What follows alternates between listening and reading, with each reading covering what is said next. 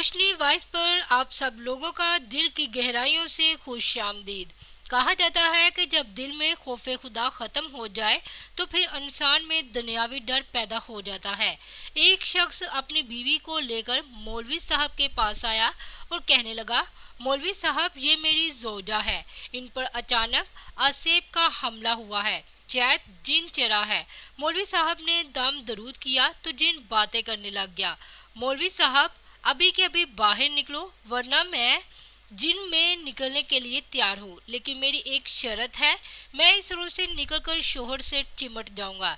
शोहर डर के मारे 2 कदम पीछे हटते ही, मौलवी साहब ये नहीं हो सकता, लेकिन आप इस औरत के शोहर को क्यों चिमट जाना चाहते हैं? मौलवी साहब ने पूछा। जिन क्योंकि ये नमाज नहीं पढ़ता। मौलवी साहब, अच्छा, तुम इस तरह करो, इनकी बीवी से निकल जाओ और इनके घर के करीब रहो। इस औरत का शोहर नमाज ना पढ़े तो फिर इस शख्स से चिमट जाना। ये सुनते ही जिन ठीक है कहता है और निकल जाता है। चंद दिनों बाद वो औरत मौलवी साहब को फ़ोन करके शुक्रिया अदा करती है कि अब ना सिर्फ उनका शोहर सफ़े अव्वल में नमाज पढ़ता है, बल्कि अक्सर मस्जिद का दरवाज़ा भी वही खोलता है और अजान भी देता है। ये अकद बाद में खुला कि उस खतून को जिन विन कुछ नहीं चढ़ा था।